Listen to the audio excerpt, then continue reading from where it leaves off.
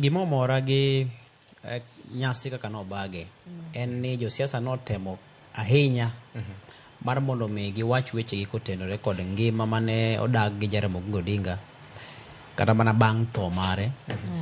Kendo ng'ato ng'ato ne temo kungo dhoge ma ng'eny gima ne wuok e dhoke en gima miyo mana ji mor gi rapar. Kiwinjo ka ne itemo par ahinya thuolo mane omako ahinya to weche mag jiwo somo.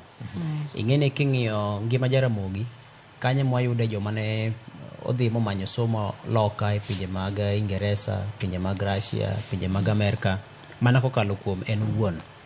Kendo iwinjo ka Mokisa Kitui ne loso itemo parno jo Kenya ni chal ka gima jo Kenya owil moko mako motegno mise mane oketo weche mag somo, nikech tinde samoro kata mana chenro mar yawo ne jopuonjre thuolo mag dhi somo kata ma weche mamoko ma pinje maoko go tinde bedo manok. Ni samoro nyaka ibede gi gimoro e ofuku ni eka di yude somo moro ma dibed ni nyalo somo oko.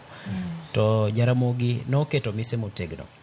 Gimachielo kendo mana wuok ko kacha en kaluwore kod chopo mar ji mawuok e kidienje mopogore opogore, dhoudi mopogore opogore. Nyisi ni nitiere kamoro mane lai moro mane waringe e bwo Jaramogi ma dibed ni samoro jo Kenya wigi wil godo. En chal ni en jago mane riwo wi jo Kenya. Kendo ne chal ka gima wach modok korka ukabila ni kata kwede mag dhoudi ni en gino mane osin godo ahinya.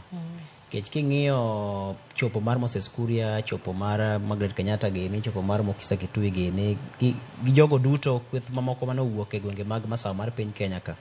Nyisi ni mana kaka historia nyisowa, Jaramogi ne en jago mane owuok oko mondo oriw jo Kenya. Kech king'iyo kata mana kinde mane siasa mar KANU gi KADU gore cha, to ing'iyo ni en owuon nitie ka ne gichiwore e yo moro ma kata en nowacho ni koro kare kate kamano to wabed yore kod duond buche mathoth. Kendo mane gikedo motegno mar mondo duond buche duto bed kod duol. To duond buche gi king'iyo ndalo cha thoth gi ne iloso kaluwore kod kabinde mopogore opogore.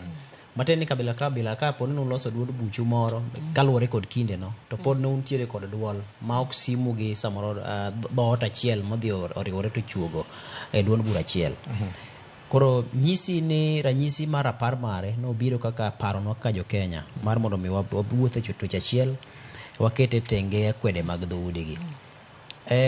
Gimachielo ma natemo somo king'iyo luo kitgi kod timbegi apani owinjore bed ni wasomo nikech weche machalo mag rapar gi gin gik ma samoro ibed ni joluo tinde weyo. To nitie puonjruok mathoth ma samoro wuok e kinde mitimo rapar go. Ang'eni lemo bo donjo gi weche makamago. To nitie timbe moko ma apani ne waweyo to kowinjore bed ni wawegi. Keche kana neno kaka itimo rapar cha kata kane giwuotho ma gichopo Fafa kamano nitie nyadhi moro maneno mawinjore bed ni kaka joluo ok waweyo ahinya. Gigi duto kwa waweyo to samoro wanyalo po ka koro wabedo ni koro kwan joluo.